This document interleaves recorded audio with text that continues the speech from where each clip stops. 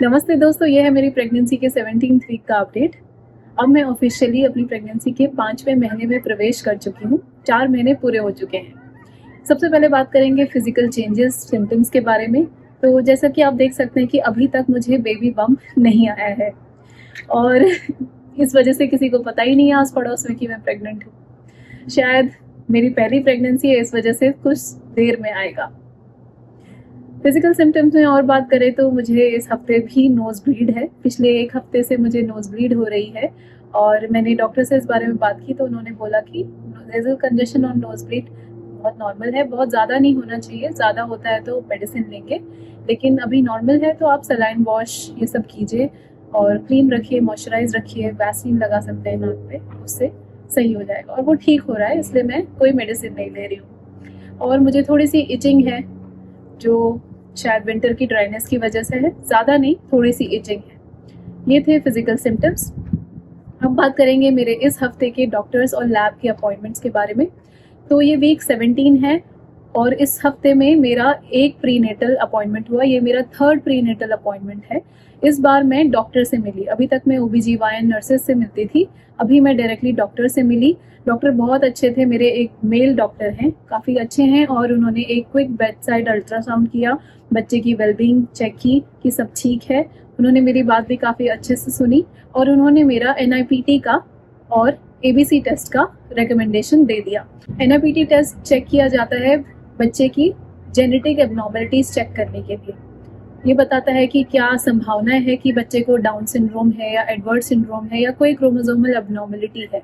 ये एक precautionary test होता है जिससे इंडिकेटर मिलता है कि शायद बच्चे में ये प्रॉब्लम हो सकती है आगे जाके। तो उन्होंने ये टेस्ट ऑर्डर किया। US में इसका रिजल्ट 1 से 2 हफ्ते के बीच में आता है और अगले हफ्ते अगर उसका रिजल्ट आ जाएगा तो मैं आपके साथ शेयर कर दूंगी। उन्होंने ABC टेस्ट भी ऑर्डर किया क्योंकि उन्हें लग रहा था शायद मेरा हीमोग्लोबिन कम हो सकता है। ऑल्दो मुझे ऐसे कोई सिम्टम नहीं थे, मैंने उन्हें नहीं बोला, शायद ये कोई एक स्टैंडर्ड प्रोसीजर होगा और उसका रिजल्ट भी कुछ दिनों में आ जाएगा। तो अगले हफ्ते मैं आपके साथ हीमोग्लोबिन टेस्ट जो ABC टेस्ट है उसका रिजल्ट शेयर कर दूंगी। बात करेंगे मेरे खान पान के बारे में और फूड क्रेविंग्स के बारे में। अगर आप मेरे पिछले वीडियोस देख रहे हैं तो अब तक तो आप जान ही गए होंगे कि मुझे फूड क्रेविंग्स एज सच कोई ज़्यादा हो नहीं रही है, बस फ्रेश फ्रूट्स खाने का और जो अनकुक्ड खाना है वो खाने का मन कर रहा है। और रॉ खाना खाना नहीं चाहिए प्रेगनेंसी में, इसलिए मैं क्या करती हूँ कि ऐसा फूड खाती हूँ जो मतलब अच्छा होता है, जैसे कि अनार खाती हूँ, बीट्स खाती हूँ, बीटरूट्स खाती हूँ, क्यूकम्बर खाती हूँ, कैरेट्स खाती हूँ, तो एवोकाडो, फ्राइड एग, ये सब मैं खाती हूँ। वे प्रोटीन पीती हूँ प्रोटीन के लिए।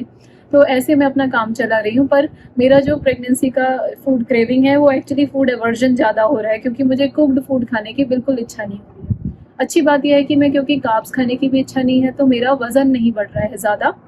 अभी तक मेरा 1 भी किलो वज़न नहीं बढ़ा है और ये 5th मंथ है प्रेगनेंसी का। डॉक्टर को मैंने ये बात कही तो उन्होंने कहा कि नहीं, इतना बड़ा कोई इश्यू नहीं है। अब बात करते हैं मेरे वर्कआउट रूटीन के बारे में। जैसे मैंने आपको पहले भी शेयर किया है कि मैं एक योगा ट्रेनर हूँ और मैंने अपना जो टीचिंग क्लासेस है वो अभी भी कंटिन्यू रखी हुई है।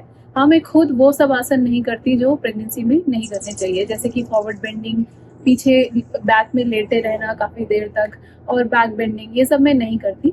प्राणायाम, मेडिटेशन मैं बहुत सारा करती हूँ, खासतौर पे भ्रामरी, अनुलोम विलोम बहुत अच्छा होता है। मैं कीगल्स एक्सरसाइजेस करती हूँ। कीगल एक्सरसाइजेस आपको प्रेगनेंसी में हेल्प करता है अपनी पेल्विक फ्लोर को स्ट्रेंथन करने के लिए। ये बहुत इंपॉर्टेंट है क्योंकि लेबर के दौरान आपको बहुत पुश करना पड़ता है और आपका पेल्विक फ्लोर स्ट्रांग होना चाहिए। साथ में किसी किसी को प्रॉब्लम होती है, ब्लैडर कंट्रोल नहीं हो पाता है अगर आपका पेल्विक फ्लोर स्ट्रांग नहीं है, तो इसलिए कीगल्स करते रहना चाहिए।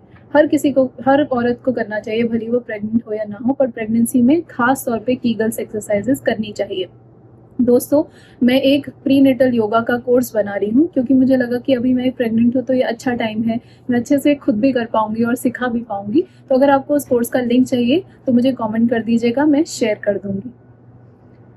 योग के साथ साथ मैं वॉक करती हूँ, इंडोर आउटडोर में हर दिन लगभग 1 घंटा वॉक करती हूँ। अगर बाहर नहीं जा पाती तो घर के अंदर ही मैं करीब 1 घंटा चल लेती हूँ। डांस करती हूँ। इस हफ्ते बल्कि मैंने एक डांस परफॉर्मेंस भी किया है, उसका मैं वीडियो शेयर कर रही हूँ ऊपर। और क्योंकि मैं अभी प्रेग्नेंट दिख नहीं रही हूँ तो किसी को भी अंदाज़ा नहीं हुआ कि मैं प्रेग्नेंट हूँ। अब अंत में बात करते हैं मेरे मूड के बारे में। तो ओवरऑल आपको मुझे देख के लग ही रहा होगा कि मेरा मूड काफ़ी अच्छा है। मैंने इस प्रेगनेंसी में अपने को प्रॉमिस किया था कि मैं मूड अच्छा रखूँगी, अपने हार्मोन्स की वजह से किसी और को, अपने आप को परेशान नहीं होने दूँगी। तो मैं बहुत ही कॉन्शियसली ये मेक श्योर करती हूँ कि मेरा मूड अच्छा रहे। मैं मेडिटेट करती हूँ, स्पिरिचुअल म्यूज़िक सुनती हूँ, प्रवचन सुनती हूँ, अपने को मोटिवेटेड रखती हूँ, अच्छा सोचती हूँ, अच्छे लोगों से घिरी रहती हूँ, अच्छी किताबें पढ़ती हूँ। तो ये सब मुझे बहुत हेल्प करता है अपने मूड को अच्छा करे रहने के लिए। तो दोस्तों, ये था मेरी प्रेगनेंसी के 17th वीक का अपडेट। 18th वीक के अपडेट के साथ मैं आपके साथ फिर मिलूंगी। 18th वीक में इम्पॉर्टेंट मैं आपके साथ शेयर करूंगी NIPT के रिजल्ट, ABC टेस्ट के रिजल्ट, जिससे मेरा हीमोग्लोबिन का लेवल पता चलेगा और पता चलेगा कि मैं एनीमिक हूँ या नहीं। तो मिलते हैं अगले वीडियो में। नमस्ते।